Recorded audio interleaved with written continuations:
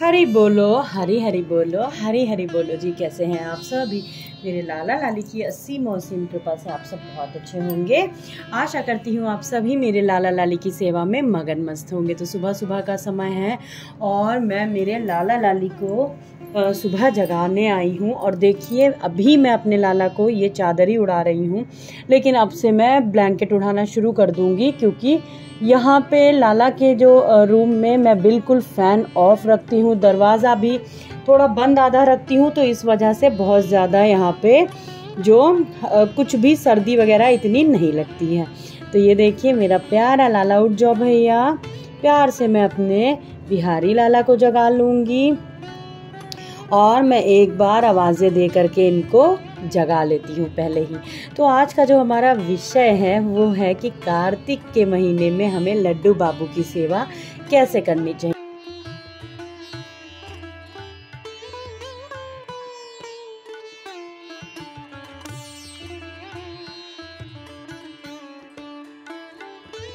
तो देखिए कार्तिक के महीने में हमें जो लड्डू बाबू की सेवा करनी है, मैं पहले भी अपने वीडियो में बता चुकी हूँ कि जो लोग कार्तिक स्नान कर रहे हैं, मानिए जो भी लोग कार्तिक स्नान करते हैं, तो वो सुबह उठते हैं 3 बजे, तारों की छाँव में वो स्नान करते हैं और अपने मंदिर में वो बहुत ज़्यादा भी हुआ तो 4 साढ़े 4 बजे तक का आ जाते हैं। तो देखिए इतनी जल्दी लाला को आप ना जगाएं।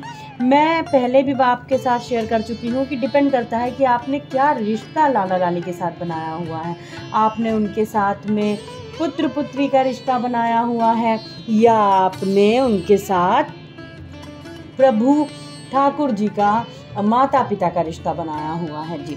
तो सर्वप्रथम सबसे पहले तो ये बात आती है। फिर जिस भी आपने जो भी रिश्ता बनाया हुआ है लाला लाली के साथ में, आप जो भी रिश्ता मानते हो, देखिए वो हैं बाल स्वरूप में ही, वो हैं छोटे से प्यारे से बिल्कुल बच्चे के ही स्वरूप में, मेरे नारायण के। तो आपको जो लाला की सेवा करनी है वो मैं हमेशा कहती हूँ कि बिल्कुल 6 महीने से भी कोमल बच्चे के समान से भी आपको कोमलता से सेवा करनी होती है। तो सुबह आप लाला को जब कार्तिक स्नान यदि आप कर रही हैं 4 बजे के करीब ना जगाएं, इनको सुलाने की एक ऐसी जगह बना लें जहां पे इनको बिल्कुल भी डिस्टरबेंस ना हो।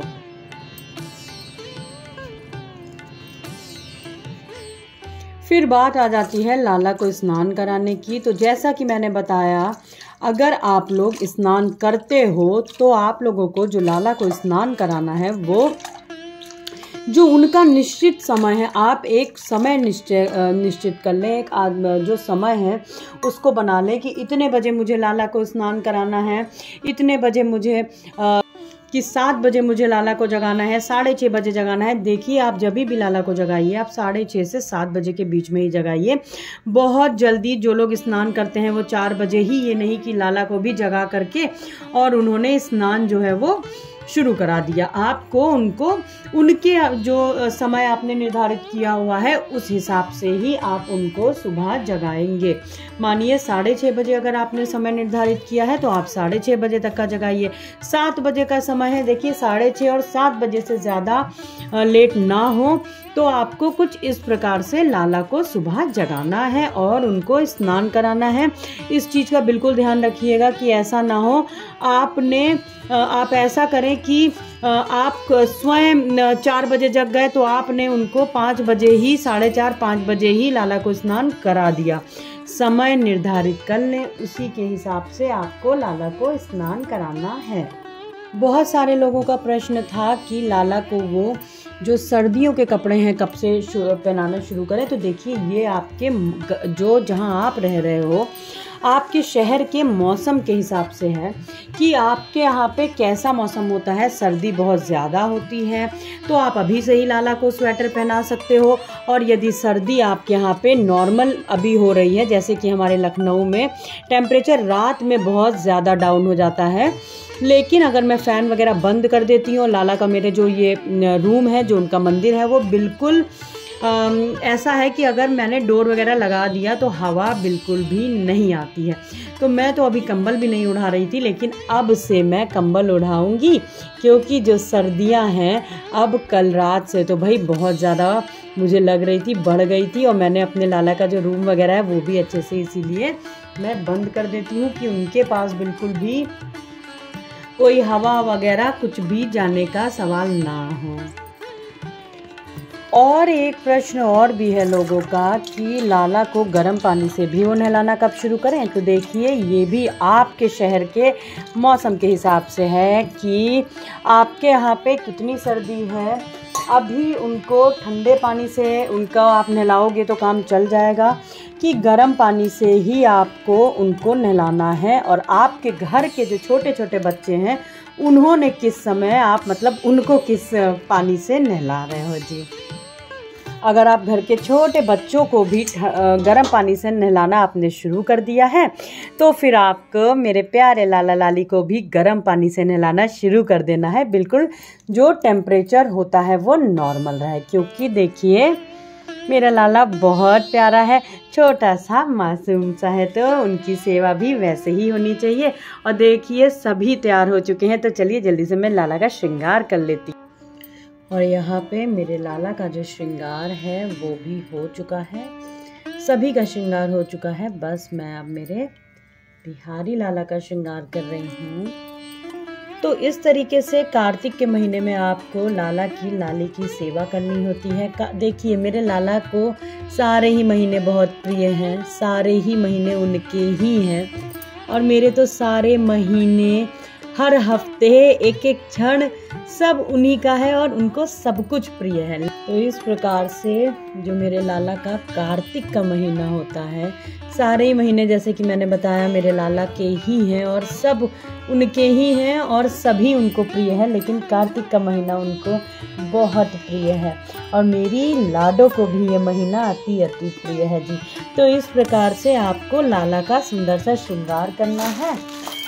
और जी कुछ इस प्रकार से मेरे प्यारे लाला लाली का श्रृंगार देखिए हो चुका है। और वैसे देखिए श्रृंगार तो आपको वैसे भी बहुत सुंदर रोज ही करना होता है मेरे लाला लाली का, जैसे कि मैं पहले भी बता चुकी हूँ कि मेरे लाला लाली के ही श्रृंगार से आपका जो ऐश्वर्य है, वैभव है, मेरे लाला लाली से ही दिखता है। और देखिए मेरे प्यारे लाला लाली का श्रृंगार जो है वो तो मैंने आपको पहले भी बताया है कि बहुत सुंदर करिए, रोज बहुत सुंदर करिए। मेरे लड्डू बाबू लाडो को श्रृंगार बहुत प्रिय है, बहुत ज़्यादा।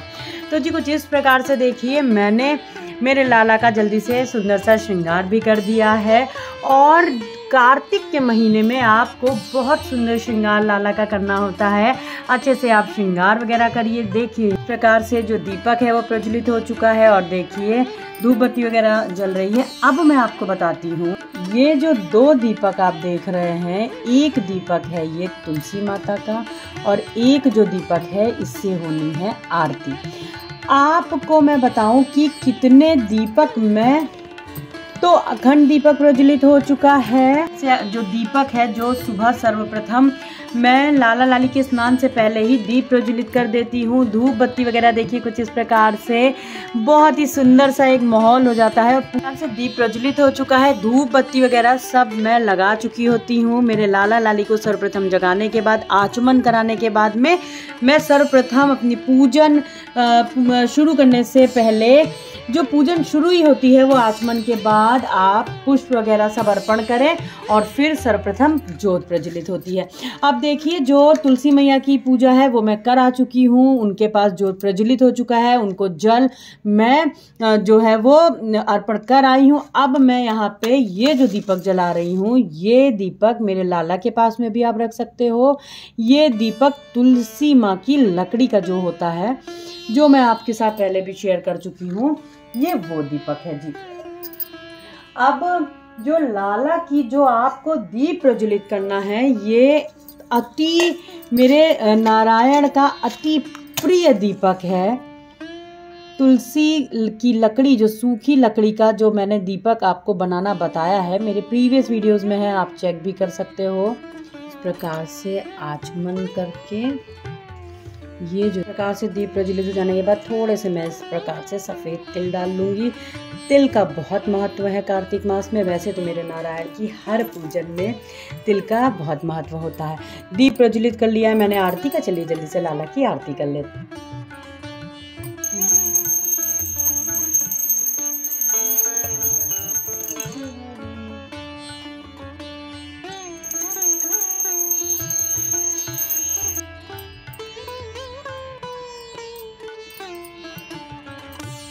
आरती हो जाने के बाद में मैं मेरे लाला को भोग लगा दूंगी।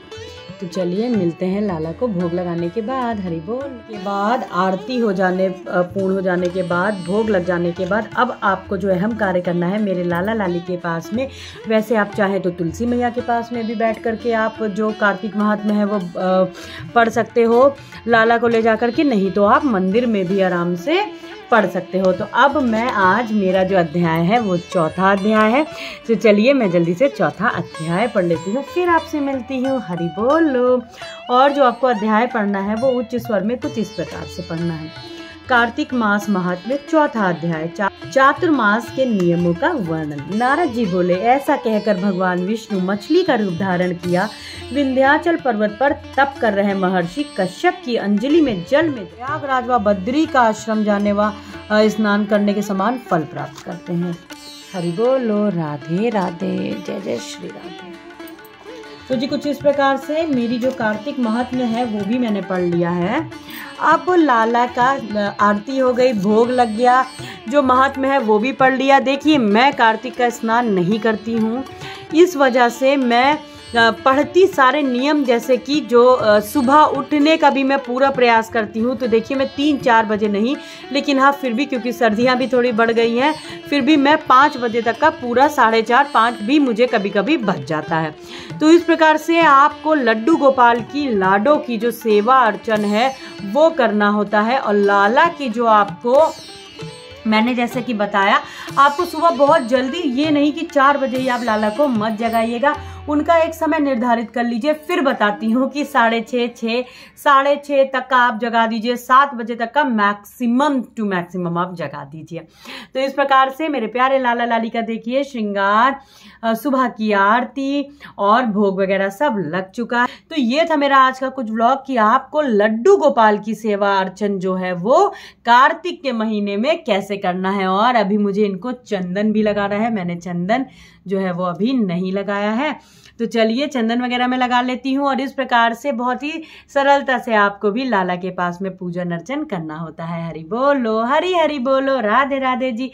हरि बोल। वीडियो अच्छी लगी हो तो लाइक करिएगा, चैनल को सब्सक्राइब जरूर करिएगा, जिससे आने वाली मेरे प्यारे लाला लाली की वीडियोस की नोटिफिकेशन आप तक तुरंत पहुंच जाए, जल्दी पहुंच जाए। आज के लिए बस इतना ही, मिलते हैं अपने दूसरे ब्लॉग में बहुत जल्दी। हरि बोलो। हरि हरि बोलो। हरि हरि बोलो जी। राधे राधे जी। हरि बोल।